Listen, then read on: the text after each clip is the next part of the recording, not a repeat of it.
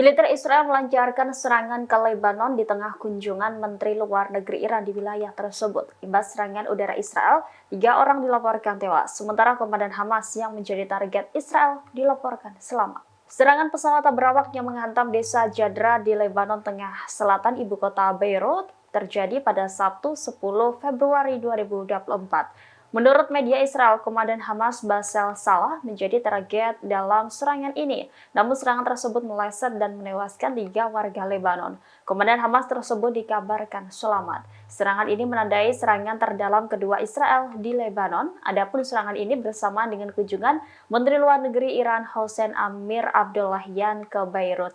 Abdollahian dijadwalkan bertemu Sekjen Hizbullah Hasan Nasrullah dan Perdana Menteri sementara Najib Mikati. Dalam pertemuan itu turut dibahas upaya bersatu untuk menghentikan agresi Israel di Gaza. Selain itu menjamin solusi yang adil bagi semua negara di kawasan. Usai insiden serangan terbaru ini, kelompok Hizbullah Lebanon dilaporkan meluncurkan Sulfur roket ke barak militer Branit di Israel Utara, markas besar divisi Galilea tentara. Kelompok perlawanan juga mengumumkan penangkapan pesawat pengintas Skylark Israel pada Sabtu. قامت القوات البحرية في القوات المسلحة اليمنية باستهداف سفينة ستار آيرس الأمريكية في البحر الأحمر وذلك بعدد من الصواريخ البحرية المناسبة. Kelompok Houthi Yaman menargetkan kapal di Laut Merah yang membawa jagung ke Iran. Serangan ini membawa pesan kepada dunia bahwa Houthi Yaman tidak dikendalikan oleh Teheran. Melansir i24 News pada Selasa 13 Februari, juru bicara Houthi mengklaim bahwa kapal tersebut milik Amerika Serikat. Namun data pengiriman menunjukkan bahwa kapal tersebut berbendera Kepulauan Marshall dan dimiliki oleh perusahaan Yunani. Demikian disampaikan juru bicara Houthi Yahya Saree. Reuters melaporkan serangan Houthi terhadap kapal pembawa jagung dari Brasil ke Iran ini terjadi pada Senin 12 Februari. Kelompok yang bersekutu dengan Iran di Yaman ini mengidentifikasi kapal itu sebagai Star Iris. Seorang pejabat keamanan yang tidak disebutkan namanya menyebut serangan ini merupakan sebuah pesan kepada dunia untuk menunjukkan bahwa Iran tidak mengendalikan Houthi. Meski didukung Iran, kelompok Houthi bertindak secara independen.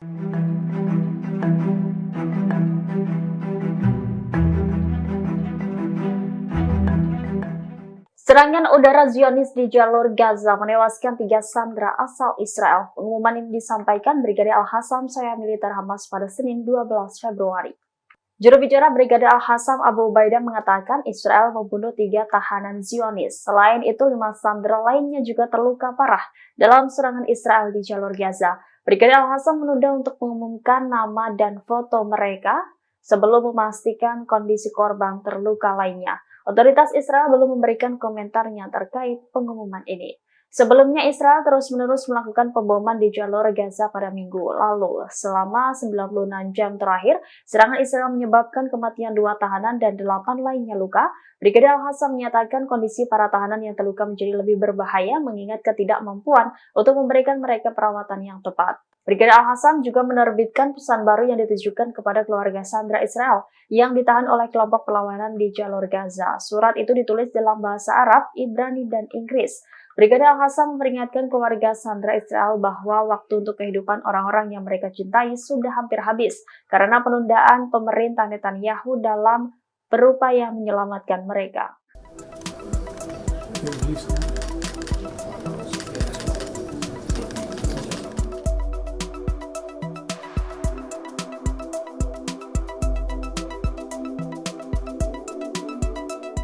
Presiden Amerika Serikat Joe Biden murka atas operasi darat Israel di kota Rafah, selatan Gaza. Bahkan Joe Biden menyebut Perdana Menteri Israel Benjamin Netanyahu sebagai penjahat. Melansir i24 News Selasa 13 Februari, demikian disampaikan Joe Biden dalam percakapan pribadi dengan Netanyahu sebagaimana dilaporkan NBC.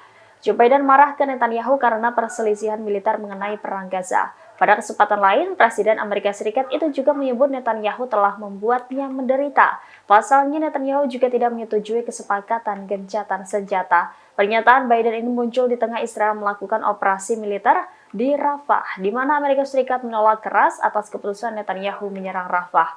Menurut sumber-sumber yang mengetahui hal ini, Biden menyalahkan Netanyahu atas penolakan Israel untuk mengubah taktik perang dalam perang melawan Hamas. Sebelumnya diberitakan ambulans mengalami kesulitan mengangkut sejumlah besar korban luka ke rumah sakit di Rafah pada Senin 12 Februari. Pasalnya jumlah korban luka akibat pemboman Israel di Rafah terus meningkat. Sejak Senin pagi, Israel telah meluncurkan sekitar 40 serangan udara yang menewaskan lebih dari 100 warga Palestina dan ratusan lainnya luka.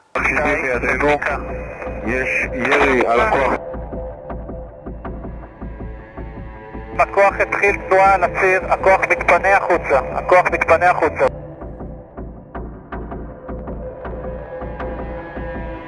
Pasukan pertahanan Israel membebaskan 2 sandera Zionis dalam operasi penyelamatan yang diklaim paling sukses pada Senin 12 Februari.